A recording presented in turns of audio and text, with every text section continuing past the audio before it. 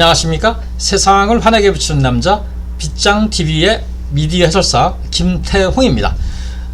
지난 8강까지는 이규탁님이 쓴 Z를 위한 시, 거기에 나온 것 중에서 K-팝에 관한 내용을 갖다가 이렇게 제가 설명을 했는데요.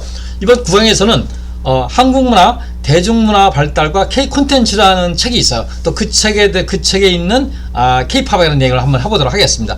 이 책은 유학생이 알아야 할 한국화 시리즈 중에 그런 책이고요. 성균관대학교에서 제작을 한 책이에요. 그 내용에 일단 목차를 한번 보도록 하겠습니다. 일단 1강에서는 청년 문화의 시작, 한류와 K-콘텐츠, 드라마의 역사의 특징, 한류 드라마, K-드라마의 부상, 대중가요, 아이돌과 K-팝. 우리가 이제 다룰 내용이 여기 아이돌과 K-팝이라는 내용이에요.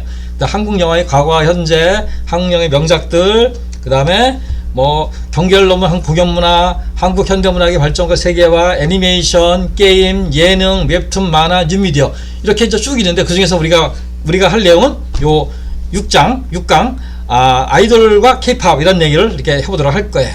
그래서 여기 이제 크게 세 가지인데요. 첫 번째가 아이돌 중심으로 가요 시장이 재편되다, 이런 것과 또 팬덤 문화가 확장되고 조직적인 모습을 보이다. 그리고 세 번째가 K-팝이 세계인의 관심을 끌고 K-팝, 소셜미디어, Z세대 조합이다. 이렇게 세 가지인데, 저희도 이렇게 세 가지를 중심해서 한 3회차에 걸쳐서 이렇게 이 책에 대한 내용을 진행해 보도록 하겠습니다.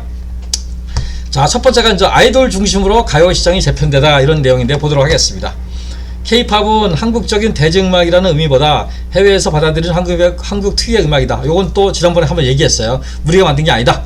1990년대 말부터 중국어권 지역을 중심으로 동아시아 지역에서 광범위하게 사용된 말이었다. 그래서 한국에서 사용은 2007년에서 8년 사이다. 그리고 K-팝이 한국 음악을 모두 의미하지 않는다. 이거 여러 번 지난번에 위에서 한번 얘기를 한번 했어요. 그래서 1980년대 후반부터 1990년대 초반에 댄스 가수에 등장을 했고, 팬덤이 강한 아이돌 그룹의 본격적 활동이 그때 시작을 했다. 이렇게 얘기를 합니다. 그 책에서. 96년에 H.O.T.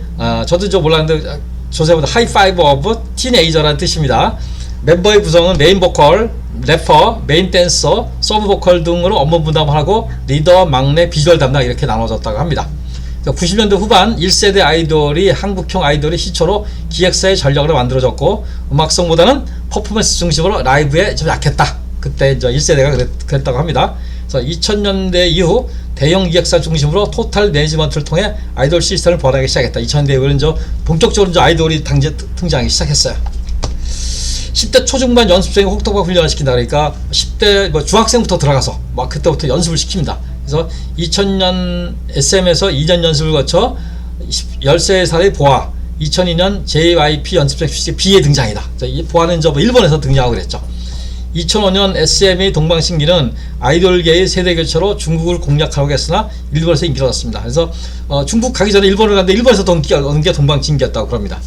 대형 기획사는 아이돌 육성 시스템을 개발하기 시작했다. 그때부터 이제 아이돌 육성 시스템을 개발하자, 우리만의. 그래서 이거는 이런 아이돌 육성 시스템은 미국이나 이런 데보다도 우리가 더 먼저 아이돌이라는 그런 개념은 우리가 늦게 시작됐는데, 이런 시스템에 대한 이런 거를 한 거는 우리나라가 먼저 했어요. 2007년 여성그룹 원더걸스와 소녀시대의 등장이다.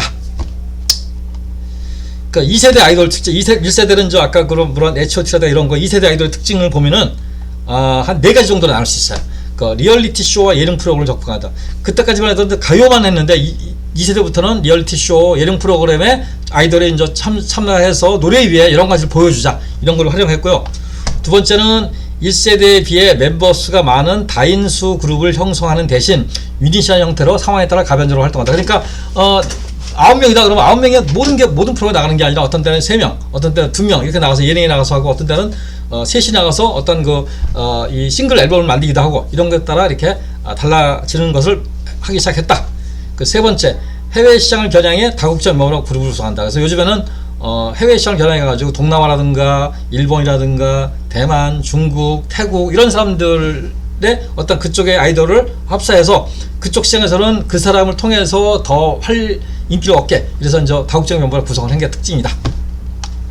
마지막에는 중독성 있는 훅송을 아이돌 트렌드로 댄스 음악을 구성했다. 그래서 그 아이돌 음악의 특징은 계속 반복되는 거죠. 이렇게. 그래서 댄스 음악을 구성하는 그런 것으로 이렇게 특징이 된 것이 2세대 아이돌 그룹의 특징이었다. 그래서 이제 또 다음 시간에는 또 이 책에 대한 두 번째 내용을 또 해서 이렇게 K-팝에 대한 아이돌에 대한 이야기를 또 한번 진행해 보도록 하겠습니다.